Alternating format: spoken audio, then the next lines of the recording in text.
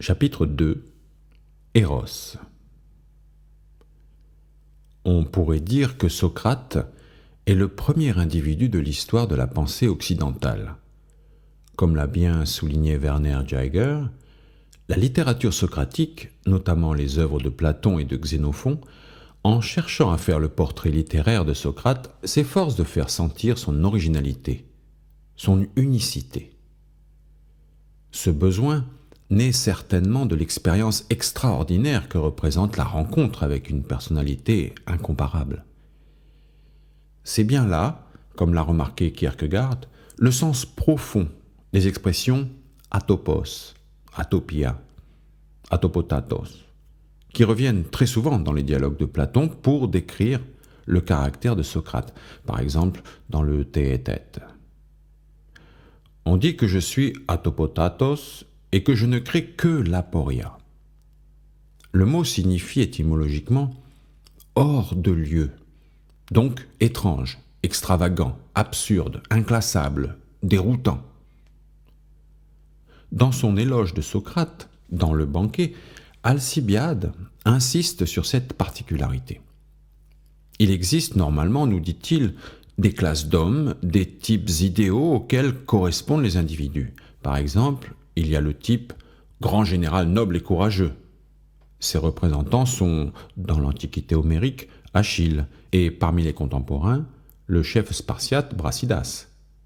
Il y a le type homme d'État, éloquent et avisé. Ses représentants sont, dans l'Antiquité homérique, le grec Nestor, le troyen Anténor, et parmi les contemporains, Périclès.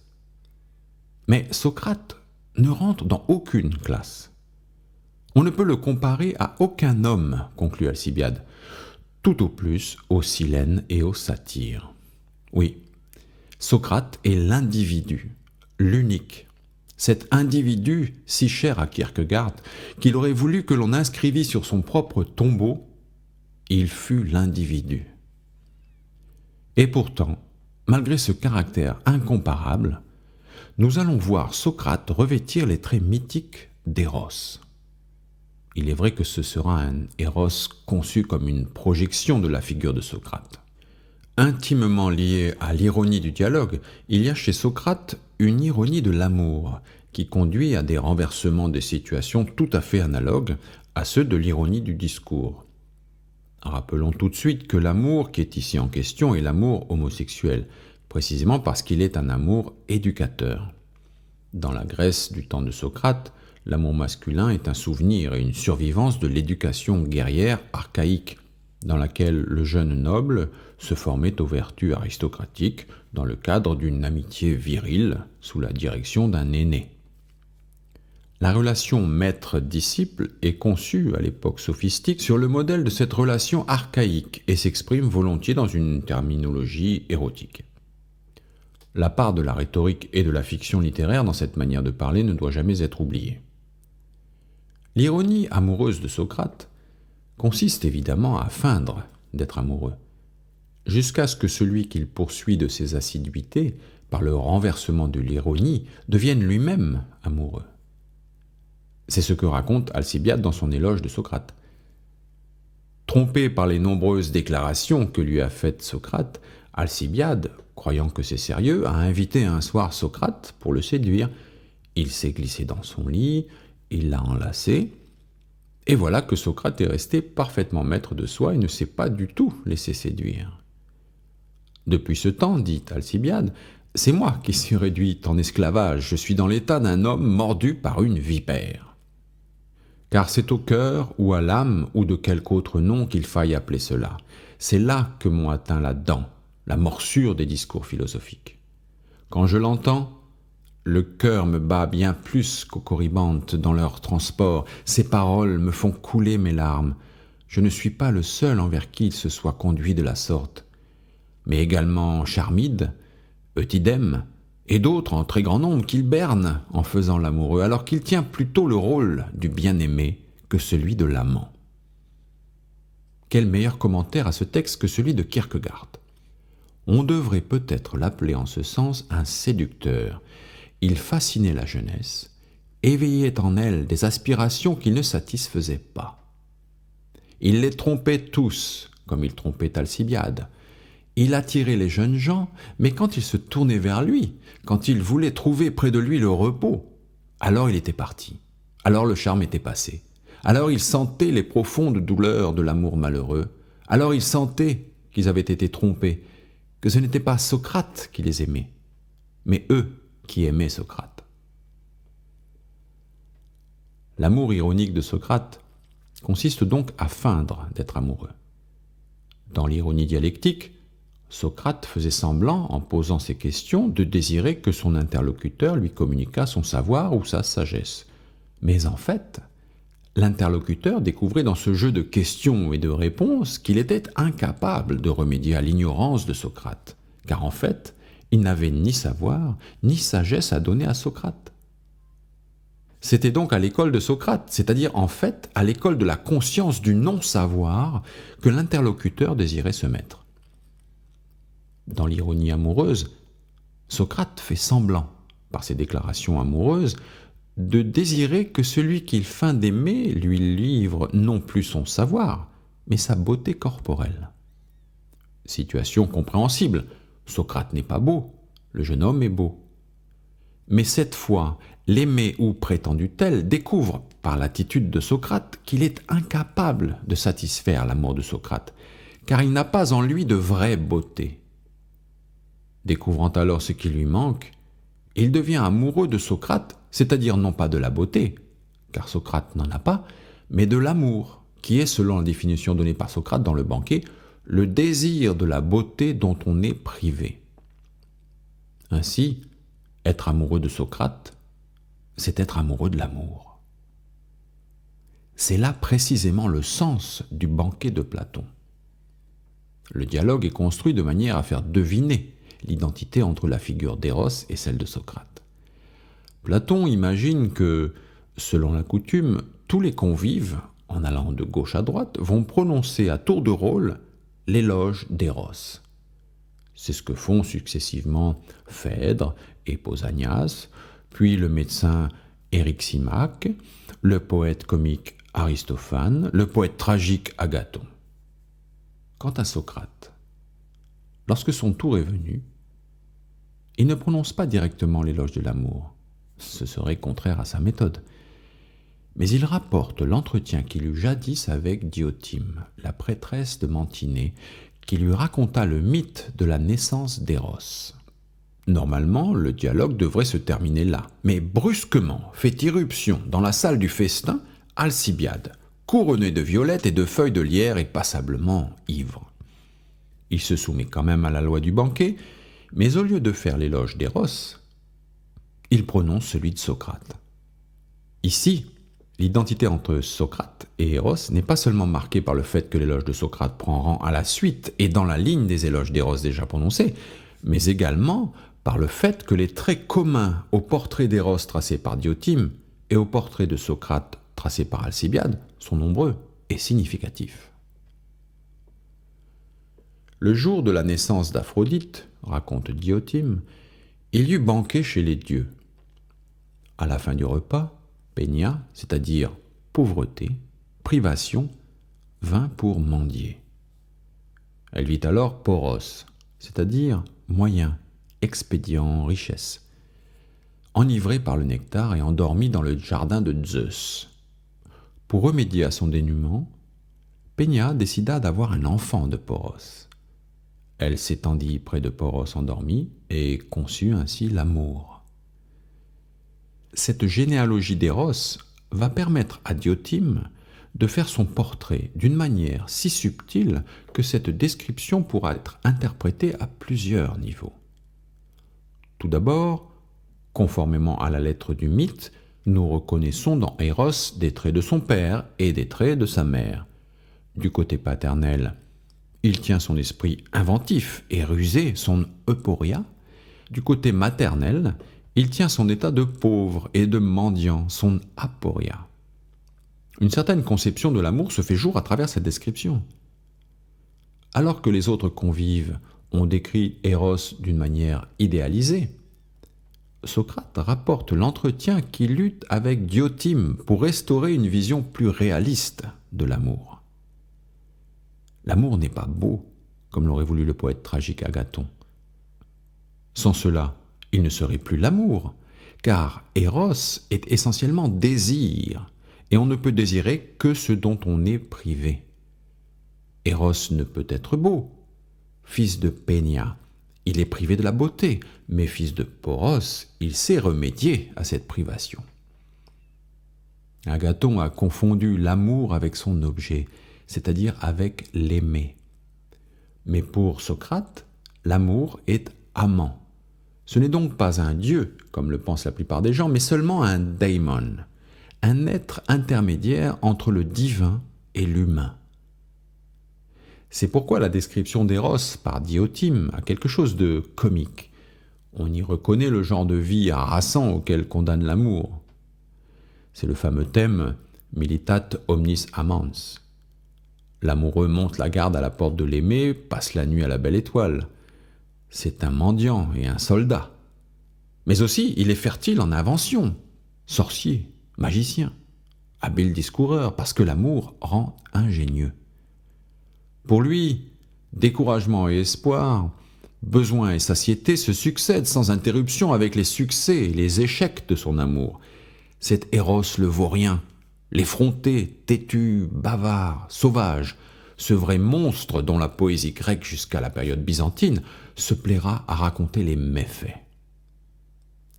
Mais dans cette figure de l'Éros chasseur, Platon, avec une étonnante maîtrise, fait apparaître les traits de Socrate, c'est-à-dire du philosophe. Eros, nous dit Diotime, loin d'être délicat et beau comme le pense Agathon, est toujours pauvre, rude, malpropre, va-nu-pied. Le Socrate dont Alcibiade fait l'éloge est lui aussi va-nu-pied, couvert d'un manteau grossier qui le protège mal du froid de l'hiver. Et nous apprenons, dans le contexte du dialogue, que Socrate s'est exceptionnellement baigné pour venir au banquet. Les poètes comiques se gausseront de ses pieds nus et de son vieux manteau. Cette figure de Socrate comme Eros mendiant, ce sera celle du philosophe cynique, celle de Diogène, errant sans feu ni lieu avec son manteau et sa besace, ce Socrate furieux, comme semble-t-il il se définissait lui-même. Ainsi que l'a remarqué Friedlander, cet Eros aux pieds nus évoque aussi l'homme primitif, tel que le décrivent le Protagoras et la République. Nous sommes ainsi ramenés à la figure de Silène, c'est-à-dire de l'être purement naturel, de la force primitive antérieure à la culture et à la civilisation. Il n'est pas indifférent que cette composante fasse partie du complexe portrait de Socrate-Eros, car elle correspond bien à ce renversement des valeurs que provoque la conscience socratique. Pour celui qui prend souci de son âme, l'essentiel ne se situe pas dans les apparences, dans le costume ou le confort, mais dans la liberté. Pourtant, Diotime nous dit aussi qu'Eros a des traits de son père. Il tend des pièges aux nobles âmes, car il est hardi, effronté, endurant. C'est un dangereux chasseur, sans cesse en train de trouver quelques ruses, désireux d'être habile, plein de ressources, Porimos, méditant sans cesse quelques stratagèmes, terrible sorcier, magicien et sophiste. On croirait entendre le Strepsiade dénué d'Aristophane, décrivant ce qu'il espère devenir grâce à l'éducation socratique, hardi, beau parleur, effronté, impudent, jamais à court de parole, un vrai renard. Dans son éloge de Socrate, Alcibiade le traite d'impudent Silène, et déjà avant lui, Agathon a gratifié lui aussi Socrate de cette épithète d'hybriste. Pour Alcibiade, Socrate est un magicien, un beau parleur, habile à attirer l'attention des beaux garçons. Quant à la robustesse d'Eros, on la retrouve dans le portrait de Socrate aux armées que trace Alcibiade. Il résiste au froid, à la faim, à la peur, tout en étant capable de supporter aussi bien le vin que la méditation prolongée. Lors de la retraite de Délion, raconte Alcibiade, Socrate marchait avec autant d'aisance que s'il l'avait été dans les rues d'Athènes, avec cette allure que décrit Aristophane quand il le représente, se pavanant, donnant des coups d'œil en biais, les pieds nus, malgré ce que cela peut avoir de pénible, et le front austère. Voici donc un portrait de Socrate-Eros qui n'est pas très flatteur. Évidemment, nous sommes en pleine ironie platonicienne, sinon socratique. Mais cette figure n'en a pas moins une profonde signification psychologique. Eros est un daimon, comme nous dit Diotime, c'est-à-dire un intermédiaire entre les dieux et les hommes. Mais la situation d'intermédiaire est bien inconfortable. Le démon Eros que nous décrit Diotime est indéfinissable et inclassable, comme Socrate, la topos. Il n'est ni Dieu, ni homme, ni beau, ni laid, ni sage, ni insensé, ni bon, ni mauvais. Mais il est désir, parce que, comme Socrate, il a conscience de ne pas être beau et de ne pas être sage. C'est pourquoi il est philosophe, amoureux de la sagesse, c'est-à-dire désireux d'atteindre un niveau d'être qui serait celui de la perfection divine. Dans la description qu'en donne Diotime, Eros est ainsi désir de sa propre perfection, de son vrai moi. Il souffre d'être privé de la plénitude de l'être et aspire à l'atteindre. Aussi, lorsque les autres hommes aiment Socrate Eros, lorsqu'ils aiment l'amour révélé par Socrate, ce qu'ils aiment en Socrate, c'est cette aspiration, c'est cet amour de Socrate pour la beauté et la perfection de l'être. Ils trouvent donc en Socrate le chemin vers leur propre perfection. Comme Socrate, Eros n'est qu'un appel, une possibilité qui s'ouvre, mais il n'est pas la sagesse, ni la beauté en soi. Il est vrai que les silènes dont parle Alcibiade se révèlent, si on les ouvre, remplis de statues de Dieu. Mais les silènes eux-mêmes ne sont pas les statues. Ils s'ouvrent seulement pour permettre de les atteindre. Poros, le père d'Eros, signifie étymologiquement passage, accès, issue. Socrate n'est qu'un silène qui s'ouvre sur quelque chose qui est au-delà de lui. Tel est le philosophe, un appel à l'existence. Socrate dit ironiquement au bel Alcibiade : « Si tu m'aimes, c'est que tu as dû apercevoir en moi une beauté extraordinaire qui ne ressemble en rien à la grâce des formes qui sont en toi. Mais examine les choses avec plus de soin, de peur de te méprendre sur moi et sur mon néant réel. » Socrate met ainsi Alcibiade en garde. En aimant Socrate, il n'aime qu'Éros, le fils de Pénia et de Poros, et non pas Aphrodite. Mais s'il l'aime, c'est qu'il pressent que Socrate lui ouvre un chemin vers une beauté extraordinaire qui transcende toutes les beautés terrestres. Les vertus de Socrate, ces statues de Dieu cachées dans le silène ironique, ces vertus de Socrate qu'admire Alcibiade, ne sont qu'un reflet, un avant-goût de la sagesse parfaite que Socrate désire et que désire Alcibiade à travers Socrate. Nous retrouvons donc ainsi dans l'éros socratique la même structure fondamentale que dans l'ironie socratique, une conscience dédoublée qui ressent passionnément qu'elle n'est pas ce qu'elle devrait être. C'est de ce sentiment de séparation et de privation que naît l'amour. Ce sera toujours un des grands mérites de Platon d'avoir su, en inventant le mythe de Socrate-Éros, introduire la dimension de l'amour, du désir et de l'irrationnel dans la vie philosophique. Il y a tout d'abord l'expérience même du dialogue, si typiquement socratique, cette volonté de tirer au clair ensemble un problème qui passionne les deux interlocuteurs. En dehors du mouvement dialectique du logos, ce chemin parcouru ensemble entre Socrate et l'interlocuteur, cette volonté commune de se mettre d'accord, sont déjà de l'amour. Et la philosophie réside bien plus dans cet exercice spirituel que dans la construction d'un système. La tâche du dialogue consiste même essentiellement à montrer les limites du langage, l'impossibilité pour le langage de communiquer l'expérience morale et existentielle. Mais le dialogue lui-même, en tant qu'événement, en tant qu'activité spirituelle, a déjà été une expérience morale et existentielle. C'est que la philosophie socratique n'est pas élaboration solitaire d'un système, mais éveil de conscience, accession à un niveau d'être qui ne peuvent se réaliser que dans une relation de personne à personne. Éros, lui aussi, comme Socrate l'ironique, n'enseigne rien, car il est ignorant. Il ne rend pas plus savant, mais il rend autre. lui aussi est maïeutique. Il aide les âmes à s'engendrer elles-mêmes. Il y a quelque chose de très émouvant à retrouver tout au long de l'histoire le souvenir de l'éros socratique. Par exemple, dans l'Alexandrie du IIIe siècle après Jésus-Christ, le chrétien Grégoire le Thaumaturge fera l'éloge de son maître Origène dans ces termes. Telle une étincelle lancée au milieu de nos âmes, voici que s'allumait et s'embrasait en nous l'amour pour le Logos, et l'amour pour cet homme, ami et interprète de ce Logos. Cet homme, dit-il plus loin, qui savait à la manière de Socrate nous dompter comme des chevaux sauvages par son élanctique.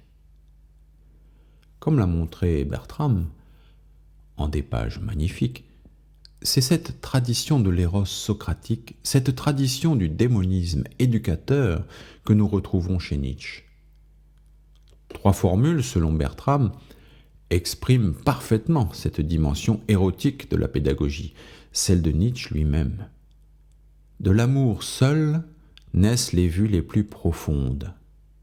Celle de Goethe, on n'apprend que de qui on aime. Et celle d'Hölderlin, avec amour, le mortel donne le meilleur de soi. 3 formules qui montrent que c'est dans l'amour réciproque que l'on accède à la vraie conscience.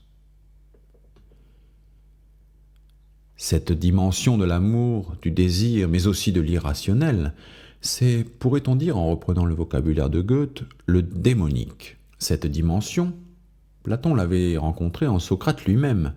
Le daimon de Socrate, c'était, nous le savons, cette inspiration qui s'imposait parfois à lui d'une manière tout à fait irrationnelle, comme un signe négatif lui interdisant de faire telle ou telle action. C'était en quelque sorte son caractère propre, son vrai moi. Cet élément irrationnel de la conscience socratique n'est probablement pas étranger d'ailleurs à l'ironie socratique. Si Socrate affirmait ne rien savoir, c'est peut-être qu'il s'en remettait dans l'action à son propre daimon et qu'il avait confiance dans le daimon de ses interlocuteurs. Quoi qu'il en soit, et Hillman a bien insisté sur ce point en 1966, c'est très probablement parce que Platon avait rencontré en Socrate un homme démonique qu'il a pu donner à Socrate la figure du grand daimon Eros. Comment décrire cette dimension du démonique ? Notre meilleur guide en cette matière ne peut être que Goethe, qui toute sa vie fut fasciné et inquiété par le mystère du démonique. C'est d'ailleurs probablement dans les Sokratische Denkwürdigkeiten de Hamann qu'il avait eu sa première rencontre avec le démonique en la personne du daimon de Socrate lui-même, ce Socrate qui fascinait tellement Goethe que, dans une lettre à Herder en 1772, nous lisons ce cri extraordinaire. « Être un jour et une nuit Alcibiade, et puis mourir. » Le démonique de Goethe a tous les traits ambivalents et ambigus de l'éros socratique. C'est, nous dit-il au 20e livre de Poésie et Vérité, une force qui n'est ni divine, ni humaine, ni diabolique, ni angélique, qui sépare et qui unit tous les êtres. Comme l'éros du banquet, on ne peut la définir que par des négations simultanées et opposées, mais c'est une force qui donne à ceux qui la possèdent une puissance incroyable sur les êtres et les choses. Le démonique représente dans l'univers la dimension de l'irrationnel, de l'inexplicable, une sorte de magie naturelle. Cet élément irrationnel est la force motrice indispensable à toute réalisation. C'est la dynamique aveugle mais inexorable qu'il faut savoir utiliser mais à laquelle on ne peut échapper. Du daimon de l'individu, Goethe a dit dans les Urworte « Ainsi faut-il que tu sois, à toi-même tu ne peux échapper, et aucun temps et aucune puissance ne morcelle la forme signée qui en vivant se développe. » Chez Goethe, les êtres qui représentent le plus cet élément démonique apparaissent avec des traits de l'éros du banquet. Comme l'a bien montré Rahab, cela est vrai tout spécialement de Mignon. Comme Eros, Mignon est indigente et aspire à la pureté et à la beauté. Ses vêtements sont pauvres et grossiers, tandis que ses dons musicaux révèlent sa richesse intérieure. Comme Eros, Elle couche sur la terre nue ou sur le seuil de la maison de Wilhelm Meister. Et comme Eros, elle est la projection, l'incarnation de la nostalgie que Wilhelm éprouve pour une vie supérieure. L'Ottilie des affinités électives est elle aussi un être démonique. Elle est présentée comme une force naturelle, puissante, étrange, fascinatrice. Sa relation profonde avec Eros est plus discrètement indiquée que dans le cas de Mignon, mais elle est tout aussi réelle. Il faudrait aussi évoquer la figure hermaphrodite d'Homonculus, que le second acte du second Faust met si clairement en rapport avec Eros. Élément ambigu, ambivalent, indécis, le démonique n'est ni bon ni mauvais. Seule la décision morale de l'homme lui donnera sa valeur définitive. Mais cet élément, irrationnel et inexplicable, est inséparable de l'existence. On ne peut éluder la rencontre avec le démonique, le jeu dangereux avec Eros.